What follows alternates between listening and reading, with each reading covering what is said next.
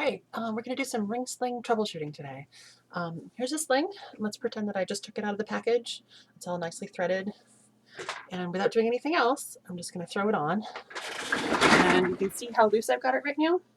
So a lot of people, when they first put on a sling, they'll just kind of grab the baby, not adjust it at all. They're going to try to put the baby in and then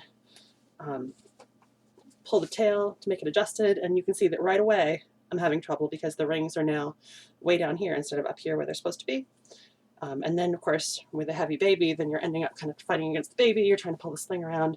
I've messed up the threading almost completely. It's all overlapping there. So instead of doing that, let's do what I would recommend instead. So here's my sling. The threading's all messed up now. I'm going to find the top rail. In this case, it's purple. I'm going to try to isolate that. And you saw what I just did there? It was all folded up. So what I did was I took this one, just kind of tugged it through the ring. And now you can see is where it should be on the left-hand side because I was pulling sort of in towards me and up, and that helped to isolate that rail. And then I'm going to do the same thing with the bottom rail. You can see it's folded under too. That's the red one. So what I'm going to do with this one is I'm going to hold it onto this ring that shows and pull down and sort of out. And you can see that's still kind of messed up in there. So what I'm going to do is just pull the fabric out a little bit and then gather it onto my thumb, using this other one as a guide. Sorry, I've got a little bit of a sniffle. And then it's nicely gathered. I'm just going to pull both sides through that ring. So now it's nicely threaded again. Now, before I pick up my baby, I'm going to put the rings where they should be. Make sure that it's spread out on my back by grabbing that back rail. And then what I'm doing is pulling the fabric around my side so it's nice and snug in the back. And then I can actually pull this lower rail and adjust that so it's snug. And then I'm going to put my hand in, pretend it's my baby, and then I'm going to do the same thing along the top. I'm just going to pull this kind of snug so it's kind of on the top of my scapula back there. Pull this around, and then I'm going to tighten this top rail. And you see I hardly have to do anything to the middle because I want to make a nice pouch there. You can see that I've got sort of a J shape here.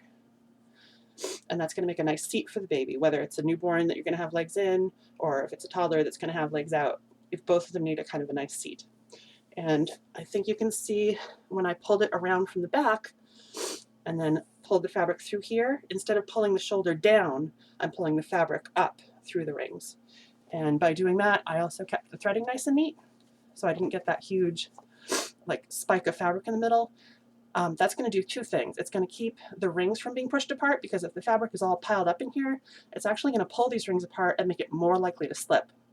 So to keep it from slipping, you want to make sure that this is threaded nicely in here. And now I've got just enough room. Maybe I could use a little bit more. You see what I did there? I'm pulling up on this lower ring and putting a little tension here. And that gave me enough room to slide my baby in.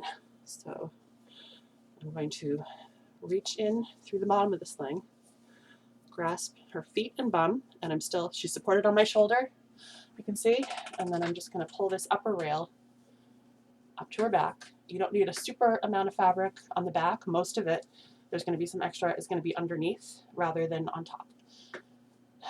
And then all I need to do really is adjust this upper one again by pulling out slightly, out away from my body and in towards my center. So you're going kind of a 45-degree angle out from your body. I wish I had like a 3D camera so you could see that. But that gives me a really nice secure hold. I've got a good pouch so the baby's not going to slide through. If you have a newborn and you need a little head support, you can take the tail and just tuck that right into the upper rail, and then when your baby is correctly seated, you can see her head's not going to go back a lot, even if she kind of flops back because she's got this head support. And then I'm going to do pretty much just the opposite when I take the baby out. I'm going to hold her weight. I'm going to pull up on this bottom ring and just slide that through. You can see my threading is still pretty good here.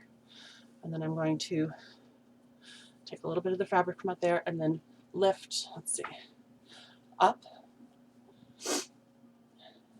And then just take this fabric away. Very simple. I didn't have to unadjust this a lot to get her out, just really enough to let her move freely. And that way you're not having to do these huge adjustments every time you put on the sling, because every time you do one of these, not only are you moving the shoulder down, you're also making the fabric pile up in the rings. So when I was wearing a sling regularly, you know, once you've adjusted it a few times, no matter what you do, it is going to pile up a little bit in those rings. So whenever I took off a sling, I just got in the habit of pulling the fabric through and doing the same thing again, where I'm gathering it nicely and then pulling it back through the rings. And that keeps your threading nice and even, and it's ready for the next time you put it on. And because you haven't needed to do those major adjustments, you can just put your baby in again. And it's all set to go. And that'll help a lot with keeping the fabric from piling up, giving you a good secure hold on those rings, and having your baby comfortable the first time you put it on. So I hope that helps. Thanks.